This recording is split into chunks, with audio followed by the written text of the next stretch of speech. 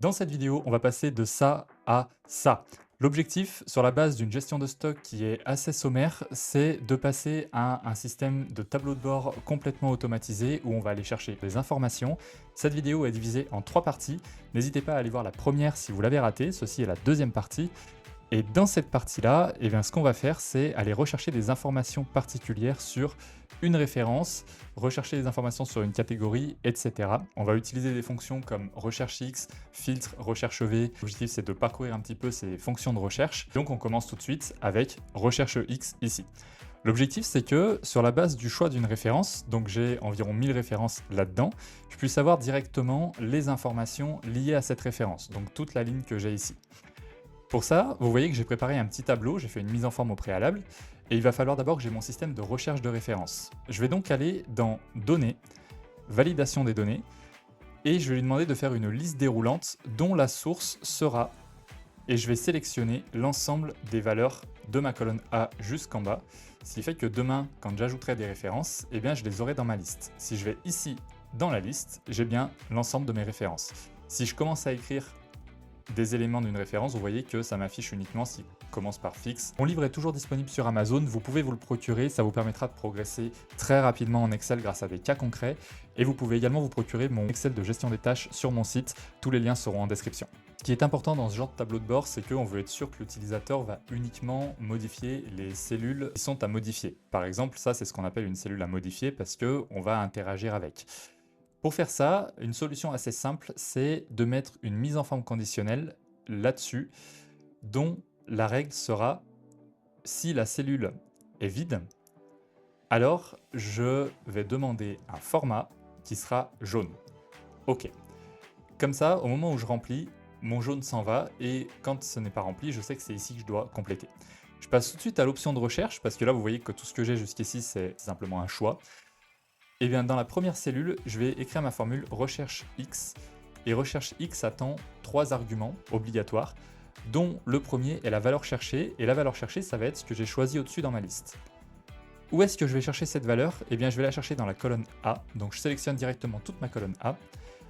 Et quel tableau je veux renvoyer en fonction de ça? Eh bien, je veux renvoyer l'ensemble des colonnes, à l'exception de ma colonne A, comme on peut le voir ici. Quand je valide, il me met un bug de propagation parce qu'en fait, il essaie de m'envoyer des valeurs juste ici. Et là, vous pouvez voir que j'ai une valeur, je vais la supprimer exprès pour voir ce que ça donne. Il me remplit mes valeurs en ligne comme dans le tableau, sauf que c'est pas forcément ce que je veux dans mon cas précis. Moi, ce que je veux, c'est avoir mes valeurs en colonne. Donc pour ça, je vais utiliser une autre fonction devant qui s'appelle transpose. Et cette fonction-là va me permettre de mettre les valeurs dans l'ordre que je veux, comme on peut le voir ici. Ces données-là, je peux les passer en euros, mon prix unitaire et le coût de ma commande.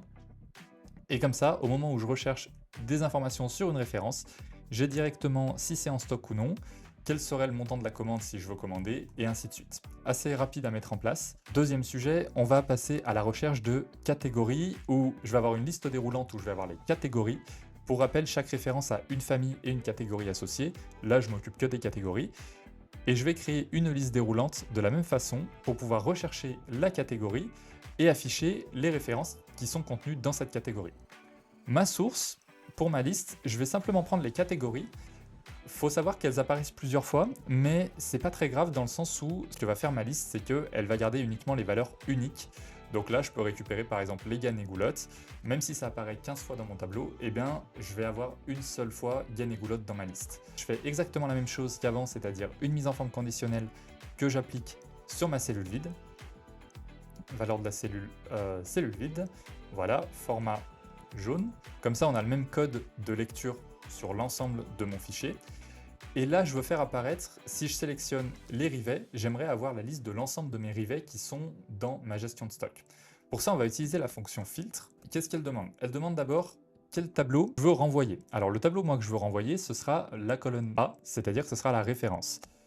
Ensuite, qu'est-ce que je veux inclure dans ce tableau-là? Et bien là, je vais sélectionner C et je vais lui dire que c'est tout ce qui est égal dans la colonne C à ce que j'ai sélectionné dans cette cellule-là.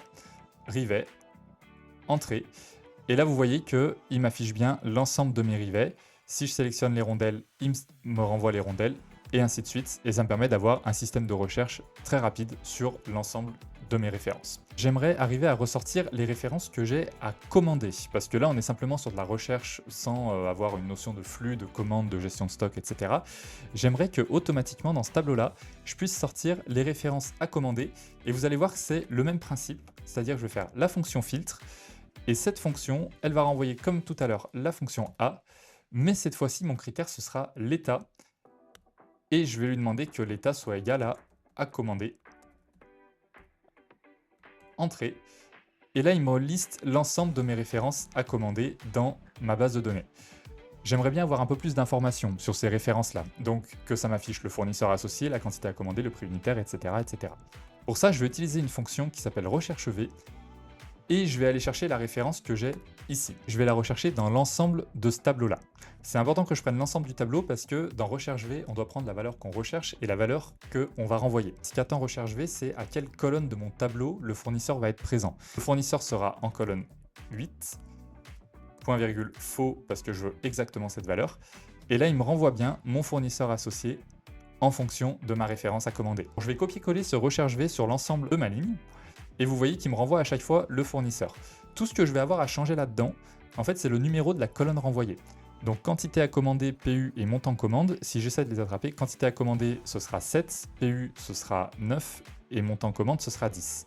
Je vais simplement changer mon 8 donc, par 7, ici mon 8 par 9, et ici mon 8 par 10. Quand j'ai tout ça, je peux sélectionner l'ensemble de mes cellules et les dérouler jusqu'en bas, et ça me permet d'avoir directement quelle référence j'ai à commander, chez quel fournisseur, quelle est la quantité à commander, le prix unitaire et combien ça va me coûter. Si je sélectionne tous mes montants de commande ici, j'arrive à 202 752 qui est bien mon montant total à commander.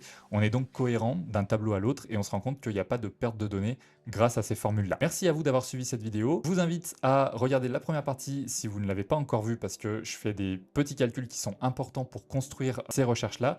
Et on se retrouve dans la troisième partie pour aller encore plus loin et faire notamment des recherches par fournisseur, savoir ce que je dois commander chez quel fournisseur et combien ça me coûtera chez chaque fournisseur. Merci à vous d'avoir suivi et je vous dis à la prochaine.